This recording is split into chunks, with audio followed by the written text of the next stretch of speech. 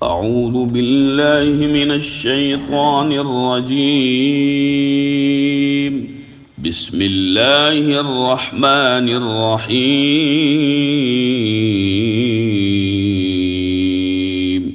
وإذا لقوا الذين آمنوا قالوا آمنا وَإِذَا خَلَوْا إِلَى شَيَاطِينِهِمْ قَالُوا إِنَّا مَعَكُمْ إِنَّمَا نَحْنُ مُسْتَهْزِئُونَ۔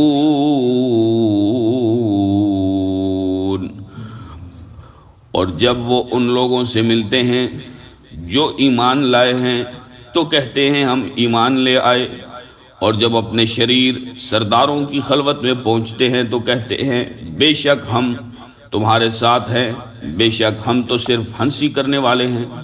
ارشاد فرمایا اذا کا معنی ہوتا ہے جب، اذا جب، لقو یہ فعل ہے کہ وہ ملاقات کرتے ہیں، الذین ان لوگوں سے،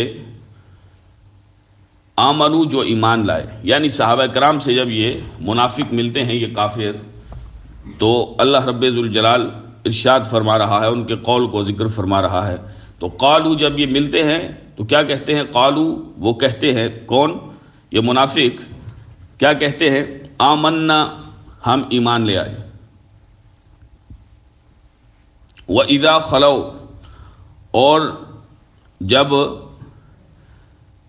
ملتے ہیں اپنے شریر سرداروں سے، الی شیاطینہم اپنے شیطانوں کے ساتھ، یہ شیطان کی جمع ہے شیاطین، جس کے معنی ہیں شریر۔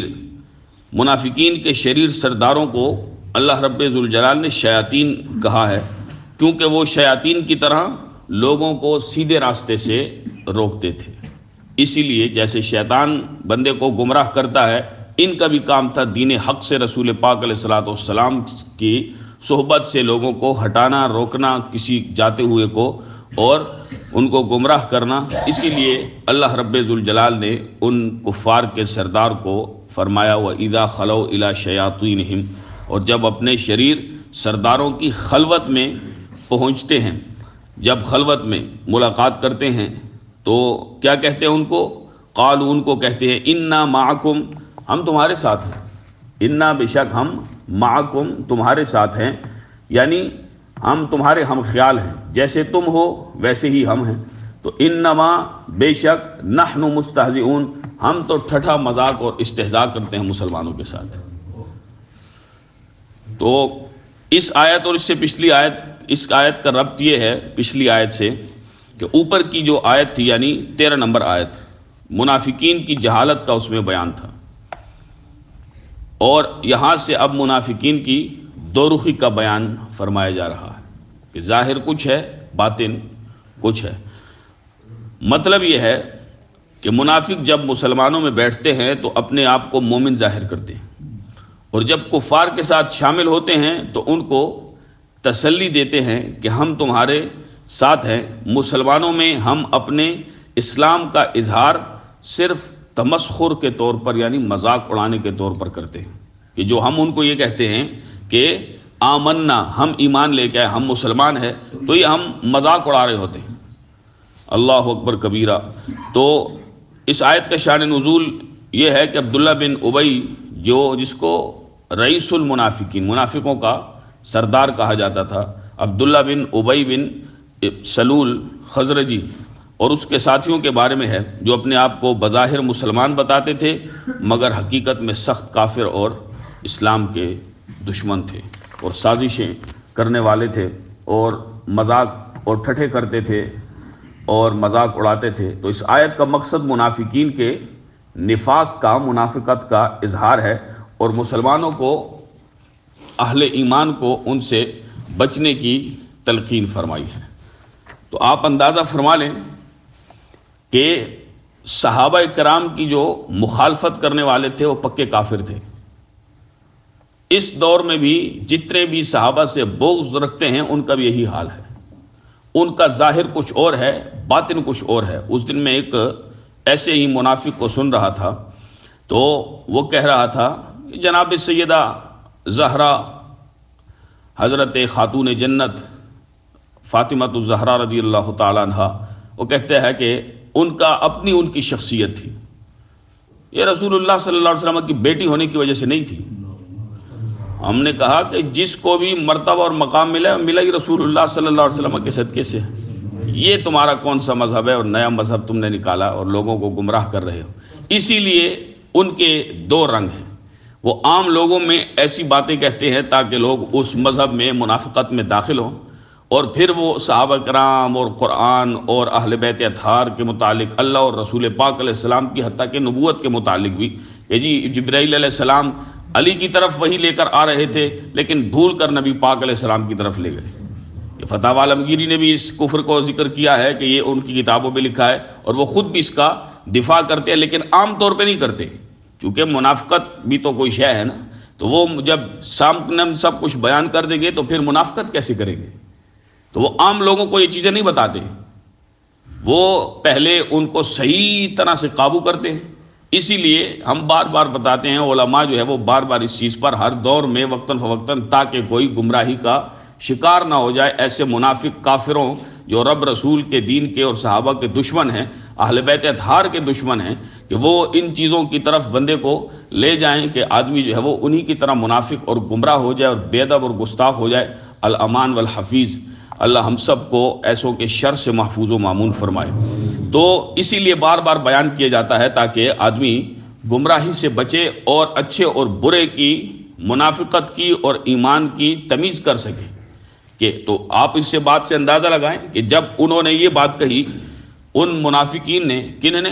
کافر جو تھے، انہوں نے ہی، عبداللہ ابن ابی، اس کی ساری ٹیم نے، کہ جب ان سے فرمایا کہ کہا جاتا ہے کہ ایمان لاؤ، تو کہتے ہیں ہم تو ایمان ویسے لائیں جیسے بیوقوف لے کے آئیں، یعنی صحابہ کرام کو وہ یہ سفہا کہا۔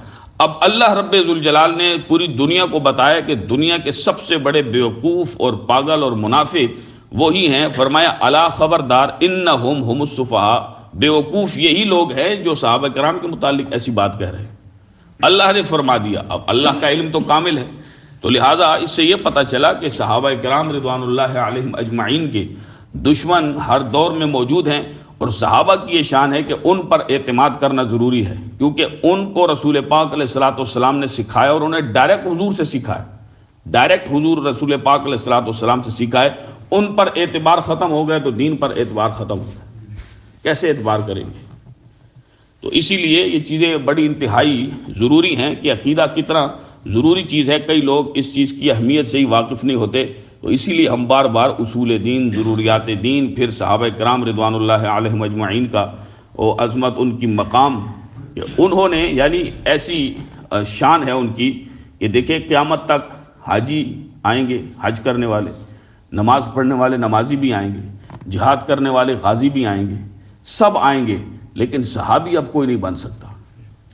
ایسا وصف ہے، ایسی خاصیت ہے، ایسی شان ہے، شان صحابیت، کہ خود رسول پاک علیہ الصلوۃ والسلام کی حیات ظاہری میں جنہوں نے ایمان کی حالت میں رسول پاک علیہ الصلوۃ والسلام کو دیکھا اور ایمان ہی کی حالت میں دنیا سے تشریف لے گئے، انہیں ہی شرف صحابیت اللہ نے عطا فرمائے کہ صحابی انہی کو کہا جاتا ہے کہ جنہوں نے اس حالت میں رسول پاک علیہ الصلوۃ والسلام کا یعنی ایمان کی حالت میں دیدار کیا، تو ان کو صحابی کہا جاتا ہے۔ تو ایسا وصف ہے کہ رسول پاک علیہ الصلوۃ والسلام کے بعد کوئی اس شرف کو حاصل نہیں کر سکتا، یعنی صحابہ کرام، صحابی کوئی نہیں بن سکتا۔ تو آپ اندازہ فرمائیں ان سے دشمنی یہ کتنا جو ہے وہ آدمی کو ذلت کی گھڑوں میں لے جاتی ہے۔ اللہ ہم سب کو محفوظ و معمون فرمائے۔ تو اسی طرح اللہ رب ذوالجلال نے ان کی کیسی مذمت فرمائی، انہوں نے کہا جی کہ ہم تو ٹھٹھا اور مذاق کرتے ہیں۔ اگلی آیت میں اللہ جل جلالہ نے ارشاد فرمایا، اللہ یستہزئ بہم ویمدہم فی طغیانہم یعمہون، اللہ ان کے ساتھ استہزاء کرتا ہے اور انہیں مہلت دیتا ہے کہ وہ اپنی سرکشی میں حیران اور سرگردان پھرے۔ اوپر کی آیت میں منافقین کے مسلمانوں کے ساتھ استہزاء کرنے کا بیان تھا، اب یہاں اس آیت میں منافقین کے استہزاء کی سزا کا ذکر ہے۔ یہاں پر کئی لوگوں نے غلطیاں کھائیں، انہوں نے بھی یہاں پر اللہ کی طرف ہنسی اور ٹھٹھے اور اس چیز کی نسبت کر دی کہ اللہ ان کے ساتھ نعوذ باللہ من ذالک ہنسی کرتا ہے. ٹھیک ہے جی. حالانکہ اللہ تو ان تمام چیزوں سے پاک ہے. عربی زبان کو سمجھنا چاہیے کہ عربی محاورہ کیسے بولا جاتا ہے. تو اعلیٰ حضرت نے جو اس کا ترجمہ فرمایا ہے وہ ارشاد فرمایا کہ اللہ ان سے استہزاء فرماتا ہے. کیا مطلب؟ کہ اللہ ان کی ہنسی مذاق کا انہیں بدلہ دیتا ہے. اللہ ہنسی نہیں کرتا. اللہ یستہزئ بہم، اللہ ان کی ہنسی مذاق کا انہیں بدلہ دیتا ہے جو اس قسم کی وہ منافقت اختیار کر رہے ہیں. ظاہر کچھ ہے باطن کچھ ہے. سرداروں سے ملتے ہیں تو سازشیں کرتے ہیں اور ان کو کہتے ہیں ہم تو یہ مذاق اڑا رہے تھے ان کا. تو اسی طرح سے جو اس سے پچھلی آیت ہے اس میں بھی اللہ رب ذوالجلال نے ارشاد فرمایا. کیا ارشاد فرمایا؟ کہ وہ کہتے ہیں انما نحن مستہزئون. تو علماء نے لکھا ہے کہ اللہ رب ذوالجلال استہزاء سے، مذاق اڑانے سے، مذاق کرنے سے، ہنسی کرنے سے، ان تمام چیزوں سے منزہ ہے، مبرہ ہے، پاک ہے. ٹھیک ہے جی. اور یہاں جو اللہ کی طرف استہزاء کی نسبت ہے کیسے؟ اللہ یستہزئ، کہ اللہ استہزاء فرماتا ہے، یعنی انہیں ان کے اس مذاق کا بدلہ دیتا ہے. یہ جو نسبت ہے اللہ کی طرف، اس سے مراد منافقوں کے استہزاء کا بدلہ ہے. اور بدلے کے وقت عربی اور اردو میں اسی طرح کا لفظ دہرایا دیا جاتا ہے.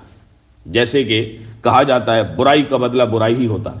برائی کا بدلہ، حالانکہ برائی کا بدلہ تو عدل و انصاف اور آدمی کا حق ہوتا ہے، لیکن وہ لفظ جو ہے وہ بول دیا جاتا ہے اس کے بدلے میں، بدلے کے وقت. تو لہٰذا یہ عربی کا اور اس زبان کا خصوصاً یہ اصول ہے. تو بدلے کے وقت وہ لفظ بولا جاتا ہے. تو چونکہ وہ ان کا اللہ نے وہ ذکر کیا قول کہ انما نحن مستہزئون، ہم تو استہزاء کرتے ہیں، ٹھٹھا کرتے ہیں، مذاق اور ہنسی کرتے ہیں ان کے ساتھ، تو لہٰذا تمسخر اڑاتے ہیں. تو اللہ رب ذوالجلال نے بھی عربی جو، چونکہ یہ جو قرآن مقدس اترا ہے وہ عرب کی عادت کے مطابق اترا ہے کہ وہ اس طرح سے کلام کرتے تھے. تو اللہ رب ذوالجلال نے بھی ان کو سمجھایا اسی طرح سے کہ انما نحن مستہزئون اللہ یستہزئ بہم، کہ اللہ رب ذوالجلال بھی ان کی ہنسی اور مذاق کا انہیں بدلہ دیتا ہے.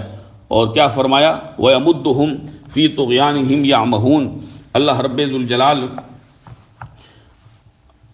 وہ اپنی سرکشی، انہیں مہلت دیتا ہے کہ وہ اپنی سرکشی میں حیران اور سرگردان پھریں. تو مطلب یہ ہے کہ اللہ نے منافقین کو دنیا میں چند روزہ مہلت دی ہے تاکہ وہ اپنی گمراہی میں بھٹکتے پھریں اور آخرت میں اللہ کے عذاب کے مستحق بنیں. تو وَيَمُدُّهُمْ، اللہ نے انہیں مہلت دے رکھی ہے. مد یا مدو ویسے وہ کہتے ہیں کہ جیسے کہ مد الارض کے الفاظ ہیں کہ اللہ نے زمین کو پھیلا دیا. تو یہ وَيَمُدُّهُمْ ارشاد فرمایا کہ اللہ نے انہیں مہلت دے رکھی ہے، یعنی جو اللہ کا قانون ہے اس کے مطابق تکوینی قانون منافقین کو اس دنیا میں مہلت دی ہے اللہ رب ذوالجلال نے. اس کا قانون ہے کہ بعض لوگ کہیں کہ جی یہ کیوں اتنی سرکشی اور کفر کر رہے ہیں. مسلمان جو ہے وہ خصوصاً جو آج کے دور میں آپ فلسطین کو دیکھ لیں، اللہ تمام اہل ایمان کی شہادت قبول فرمائے اور ان کی غیبی مدد فرمائے کہ سخت وقت ہے ان کے اوپر. تو اسی طرح سے دیگر برما وغیرہ کے مسلمان باقی بھی اللہ سب کی غیبی مدد فرمائے.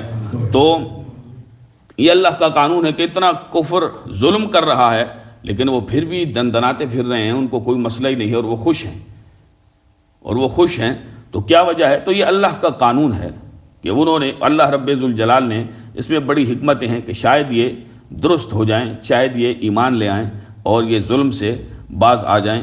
تو ارشاد فرمائے فی طغیانہم، اپنی سرکشی میں، یعمہون، سرگردان اور حیران پھرتے ہیں.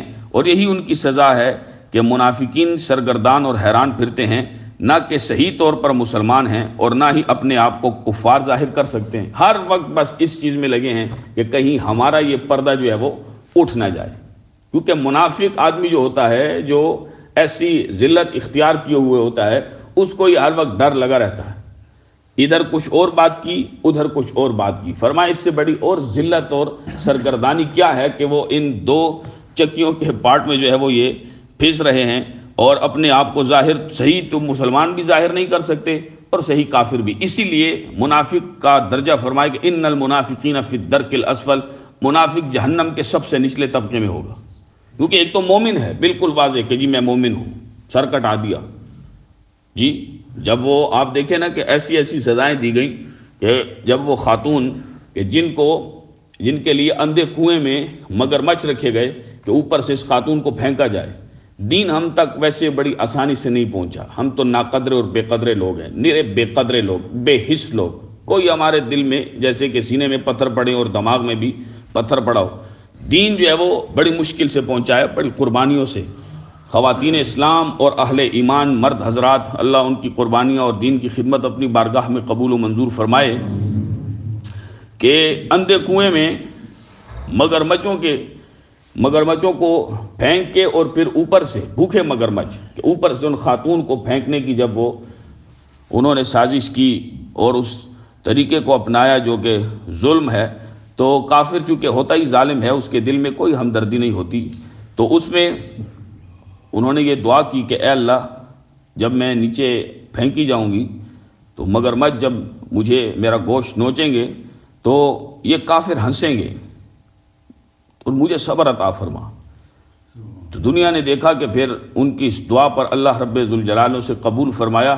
اور جب کافروں نے، کیونکہ وہ خوش ہوتے ہیں، جیسا کہ آپ دیکھیں یہ پاکستان جب آزاد ہو رہا تھا تو ایک صاحب جب ایک ڈھیر کے قریب گئے کہ سکھ اس ڈھیر کے قریب ناچ رہے تھے، تو انہوں نے کہا بھئی یہ کیا ہے؟ یہ حقیقت پر مبنی باتیں ہیں جو 1947 کا مسلم ہولوکاسٹ ہے، جو مسلم قتل عام ہے، اس میں کیا کچھ ہوا ہے وہ باتیں ساری بیان کی ہیں اور باقاعدہ لکھی گئی ہیں کہ کتنا ظلم ہوا. انہوں نے کہا جی یہ ڈھیر ہے کہ مسلمان خواتین کے سینے پستانوں کو کاٹ کر اس کو آگ لگائی گئی ہے، اور یہ سارے کافر اس کے گرد ہنس رہے ہیں اور ناچ رہے ہیں خوشی میں اس ظلم پر. تو کفر کے دل میں ذرا بھی ہمدردی کسی مسلمان کے لیے، وہ خاتون ہے، بچہ ہے، کچھ ہے، یہ تو اسلام کی شان ہے. وہ تربیت کرتا ہے کہ جب تم جہاد کے لیے جاؤ، جب کسی سے جنگ ہو، کسی کو یہ سارا معاملہ ہو، تو ان کے کھیتوں کو بھی نقصان نہ پہنچاؤ، جانوروں کو نقصان نہ پہنچاؤ، بچوں کو نقصان نہ پہنچاؤ، بوڑھوں کو، خواتین کو. جو جوان سامنے آ رہا ہے، جو لڑ رہا ہے، مزاحمت کر رہا ہے، جنگ تمہاری، یہ تو اسلام ہے. وہ تو کہتے ہیں ملیا میٹ کر دو، بالکل صاف، کوئی بچہ، عورت، خاتون، کچھ بھی نہیں. کفر کے دل میں ذرا بھی ہمدردی، یہ ہمارے حکمران یہ نرے بیوقوفوں کا طبقہ ہے. یہ سارے، وہ دوسرے لفظوں میں بازاری زبان میں کہیں کہ کھاؤ لوگوں کا طبقہ ہے. ان کو دنیا سے بس کھایا پیا، اور یہ ذلیل ہوتے ہیں، یہ ان کی جوتیاں چاٹتے ہیں. ان کو کچھ نہیں پتا کہ ہم کیا کر رہے ہیں اور ہم نے آگے کیا جواب دینا ہے. کفر کبھی بھی آپ اس کے ساتھ ہمدردی کریں، مسلمان ہمدردی کرتا ہے، وہ شاطر ہوتا ہے، وہ اپنے جو ہے وہ چالیں چلتا ہے اور ظلم کرتا ہے. اسی طرح سے ایسے لوگوں کے بارے میں جو واقعات ہیں اہل ایمان کے کہ جن کو ایک ان کے پاؤں میں رسی ایک میں بھی ڈال کے ایک جانب اونٹ کے جو ہے وہ رسی ڈالی گئی اور دوسری جانب بھی، اور جب دونوں مخالف سمتوں میں اونٹوں کو دوڑایا گیا تو وہ درمیان سے جو ہے وہ دو حصے ہو گئے. لیکن پھر بھی انہوں نے کلمہ حق کو نہیں چھوڑا. کہا یہ کہ اللہ کی قسم ہم کامیاب ہو گئے جب تک سانس چل رہی تھی. تو یہ اہل ایمان کا طریقہ ہے کہ اللہ رب ذوالجلال نے اہل ایمان کو یہ شان عطا فرمائی ہے کہ وہ چاہے غریب ہوں یا امیر ہوں، صحیح مسلمان ہوں، امیری غریبی کی بات نہیں، صحیح مسلمان ہوں تو اللہ رب ذوالجلال نے ان کو بڑی غیرت اور اللہ نے ان کو بڑا مقام عطا فرمایا ہے. تو اسی طرح سے کفار کا، ان منافقین کا یہ حال تھا کہ اللہ نے فرمایا کہ منافقین سرگردان اور حیران پھرتے ہیں. کیسے کہ نہ تو صحیح طور پر مسلمان ہیں اور نہ اپنے آپ کو کفار ظاہر کر سکتے ہیں، کیونکہ وہ غالب گروہ کے ساتھ رہنا پسند کرتے ہیں کہ ہوا ہو جدھر چلیں ہم ادھر. کہ جس جگہ کا زور ہوگا، جو گروہ مضبوط ہوگا تو ہمارا انہی کے ساتھ جو ہے وہ تعلق ہوگا. حالانکہ حق کو دیکھنا چاہیے، چاہے پوری دنیا ادھر ہو باطل پر، اور یہ رستہ حق کا ہے جو اللہ اور اس کے رسول علیہ السلام نے فرمایا، چاہے میں اکیلا ہی کیوں نہ ہوں، مجھے رستہ اس پر چلنا چاہیے. آج مسلمانوں کا بھی یہی حال ہے، رب رسول کی احکامات کی پرواہ نہیں، بس جی ہم نے یہ کرنا ہے، وہ کرنا ہے، ان کے پیچھے ہم چلیں گے. اللہ ہی رحم فرمائے. اور جب کفار کا غلبہ دیکھتے ہیں تو ان کو تسلی دے کر کہتے ہیں کہ ہم تو تمہارے ساتھ ہیں، اور مسلمانوں میں اٹھ بیٹھ کر اسلام کو ظاہر کرنے میں صرف مسلمانوں کا مذاق اڑاتے ہیں۔ تو اس آیت کا مقصد منافقین کی سرکشی کا اظہار ہے۔ فرماتے ہیں کہ اس آیت سے معلوم ہوا کہ صحابہ کرام رضوان اللہ علیہم اجمعین اور پیشوایان دین حق کا مذاق اڑانا یہ اچھے لوگوں کا کام نہیں، یہ منافقوں کا کام ہے۔ آج کل بھی ایسے لوگوں کی کمی نہیں جو اپنی مجلسوں اور مخصوص لوگوں میں علماء، صلحاء اور دینداروں کا مذاق اڑاتے اور ان پر پھپتیاں کستے ہیں، اور جب ان کے سامنے آتے ہیں تو منافقت سے بھرپور ہو کر خوشامد اور چاپلوسی کرتے ہیں اور تعریفوں کے پل باندھتے ہیں، ہاتھ، گوڑے، گیٹے، پاؤں سب کو چومتے ہیں۔ تو یوں ہی ایسے لوگوں کی بھی کمی نہیں جنہیں مذہب اور مذہبی نام سے نفرت ہے، وہ چاہتے ہی نہیں ہیں، اور مذہبی حلیہ اور وضع قطع دیکھ کر ان کی طبیعت خراب ہو جاتی ہے۔ اللہ ان لوگوں کو ہدایت نصیب فرمائے۔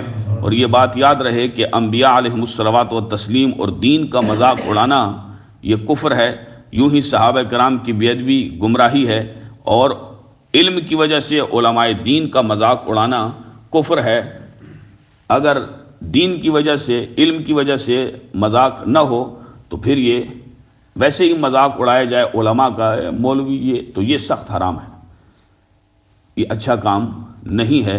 اللہ رب ذوالجلال ہم سب کو ایسی ذلتوں سے محفوظ و مامون فرمائے، اور دین حق پر صحیح معنوں میں اللہ رب ذوالجلال ہمیں چلنے کی توفیق نصیب فرمائے۔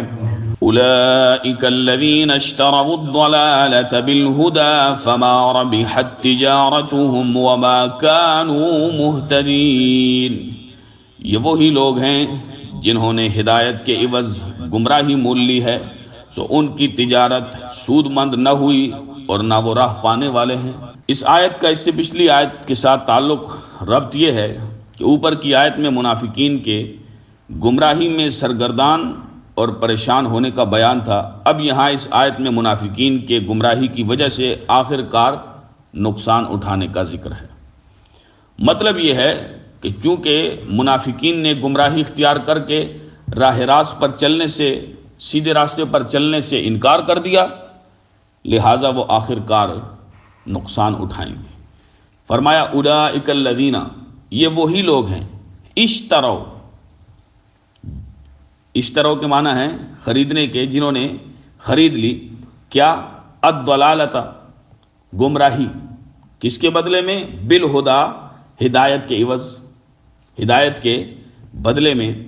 تو فما ربحت تجارتہم، سو ان کی تجارت سود مند نہ ہوئی۔ ربحت تجارتہم، ان کی یعنی ان کو فائدہ نہیں دے گی یہ چیز کہ انہوں نے گمراہی خریدی ہے ہدایت کے بدلے میں، حالانکہ ان کو تو ہدایت پر چلنا چاہیے تھا، انہوں نے دنیاوی نفع دیکھ کر اور یہ کام کیا ہے۔ تو ارشاد فرمایا کہ فما ربحت تجارتہم وما كانوا مہتدین، اور وہ راہ پانے والے نہ تھے، یعنی یہ ہدایت پر آنے والے نہیں تھے، اس لیے انہوں نے یہ کام اختیار کیا ہے۔ اللہ رب ذوالجلال ہم سب کو بھی گمراہی سے محفوظ و مامون فرمائے۔ مقصد اس آیت کا منافقت اور گمراہی کی قباحت کا اظہار ہے کہ یہ منافقت کتنی بری چیز ہے، اس چیز کا اظہار فرمائے اس آیت میں، اور راہ راست پر چلنے کی ترغیب ہے۔ جیسے کہ میں نے پہلے کہا کہ رستہ وہ اختیار کرنا چاہیے جو حق کا راستہ ہے، ساتھ اس کا دینا چاہیے جو بات حق کی ہے اللہ اور اس کے رسول علیہ السلام کے لیے، ورنہ خدا واحد و یکتا کی قسم نقصان کچھ بھی نہیں ہوتا۔ آدمی شاید یہ سمجھتا ہے یہ فلاں آدمی میرا مخالف ہو جائے گا، تو مخالف ہو جائے، اللہ اور اس کے رسول علیہ السلام کی اس کو حکموں کی پرواہ نہیں ہے، تم تو اپنے ایمان کو برباد مت کرو۔ یہ مخالف ہوگا تو کیا تمہارا رزق بند ہو جائے گا یا تمہیں موت جلدی آ جائے گی؟ یہ تو کچھ نہیں کر سکتا، یہ تو بیچارہ اپنے رزق کا مالک نہیں ہے، تمہارے رزق کو کیسے بند کرے گا؟ تم یہ دیکھو کہ اللہ اور اس کے رسول علیہ السلام نے حکم کیا دیا ہے، اس کا ساتھ دو۔ یہ حالت آج مسلمانوں کی ہے کہ حق کا ساتھ دینے سے ہمیں شرم آتی ہے، اور ظلم معلوم ہونے کے باوجود کہ یہ چیز غلط میں کر رہا ہوں، یا جو میرا دوست غلط کر رہا ہے، میں اس پر اسے سمجھاؤں کہ یہ آپ جو ہے وہ غلط کر رہے ہیں، یہ ٹھیک نہیں ہے، یہ اللہ اور اس کے رسول علیہ السلام کو، دین کو پسند ہی نہیں ہے، یہ حکم ہی نہیں ہے، بلکہ جو آپ کر رہے ہیں اس کی تو ممانعت اور مذمت کی گئی ہے، اس سے بچنے کی اللہ نے تلقین فرمائی ہے، تو لہذا اس سے بچنا چاہیے۔ لیکن ہم صرف اینک ڈال کے تماشا کر رہے ہوتے ہیں۔ جی ایسی اینک سے مراد یہ عام اینک نہیں، اینک سے مراد کہ بس خاموشی والی اینک، تماشا ہم بس دیکھ رہے ہیں کہ کیا ہو گیا، بعد میں پھر جب وہ معاملہ حل ہو جائے، معاملہ ختم ہو جائے، بعد میں پھر ہمارا تبصرہ شروع ہو جاتا ہے، یار بڑا غلط ہوا ہے، ذرا ظلم ہوا، اس وقت بولنا تھا جو بولنے کا موقع تھا، بعد میں بولنے کا کیا مطلب ہوتا ہے۔ اللہ رب ذوالجلال قوت الانکار بھی عطا فرمائے، حق کوئی بھی نصیب فرمائے، اس سے کچھ نہیں ہوتا، جیسے کہ رسالت مآب صلی اللہ علیہ وسلم نے ارشاد فرمایا کہ حق بات کہو، اس سے نہ تو تمہارا کوئی رزق چھین سکتا ہے اور نہ تمہیں کوئی موت کے قریب کر سکتا ہے۔ دو باتوں کا ہی آدمی کو غم ہوتا ہے، شاید میری کوئی روٹی کا مسئلہ بن جائے، رازق تو اللہ ہے، رازق تو اللہ ہے، اور دوسرا غم یہ ہوتا ہے کہ شاید میری کوئی جان کو نقصان، تو جو اللہ نے لکھا ہے اور اللہ موت دے گا تو وہی ہوگا، اور کون آدمی موت دے سکتا ہے؟ کوئی آدمی اپنی زندگی کا ضامن ہی نہیں ہے، کسی کے پاس اپنی زندگی کا اختیار نہیں ہے، دوسرے کی زندگی کو وہ کیسے ختم کر سکتا ہے؟ تو یہ تو اللہ رب تو حضور علیہ الصلوۃ والسلام نے کیسی حقیقت کو بیان فرمایا۔ تو اللہ ہم سب کو عمل کی توفیق نصیب فرمائے، منافقت سے محفوظ و مامون فرمائے، کہ یہ بڑی ذلیل کر دینے والی چیز ہے، اور اعتقادی منافقت تو ہے ہی تباہی کہ وہ ہمیشہ آدمی جہنم میں رہے گا جو کفر پہ مرا، ویسے عملی منافق جو ہمارے معاشرے کی حالت بنی ہوئی ہے کہ ظاہر میں کچھ اور باطن میں کچھ، یہ اچھی چیز نہیں ہے۔ نقصان کسی کو کچھ نہیں ہوتا، نقصان کہ بظاہر آدمی کسی کو چومے چاٹے اور پیچھے جو ہے وہ چھرا خان بنا ہوا ہو، جی اس سے کچھ نہیں ہوتا کسی کو، وہ اپنی روحانیت کو بھی خراب کر رہا ہے، اپنے اخلاق کو بھی خراب کر رہا ہے، اپنے اعمال کو بھی خراب کر رہا ہے۔ کوئی ایک مسلمان کے متعلق کتنی غلط سوچ رکھتا ہے، ہمارے خاندانوں میں، ہمارے معاشرے میں، ہمارے گلی محلوں میں، شہر میں، گاؤں میں، ان تمام چیزوں سے بچنا چاہیے۔ کوئی بھی بات کہے تو یار اپنی بات کرتے ہیں، کسی دوسرے تیسرے چوتھے آدمی کی بات مت کرو، اس سے تمہیں کیا فائدہ ہوگا مجھے چلو یہ بتاؤ۔ یا کسی کی جاسوسی کرنے کے میں کسی آدمی کے ساتھ بیٹھتا ہوں، اس کے حالات معلوم کروں، یہ کیسا آدمی ہے، اس کے گھر والے کیسے ہیں، یہ کیا کر رہا ہے، اس سے کیا فائدہ ہوگا؟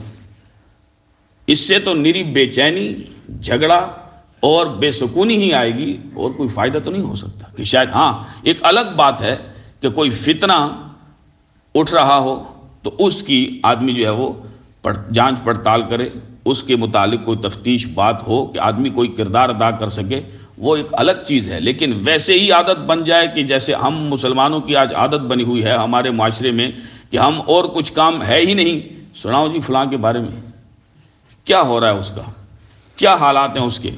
بھئی آپ نے حالات معلوم کر کے یا پھر دو چار باتیں کرنے کے بعد پھر گالم گلوچ، پھر بری باتیں، پھر غیبت کرنا، عیب شروع ہو تو ایسا ہے تو ایسا ہے تو ایسا ہے، اس سے کیا فائدہ ہوتا ہے؟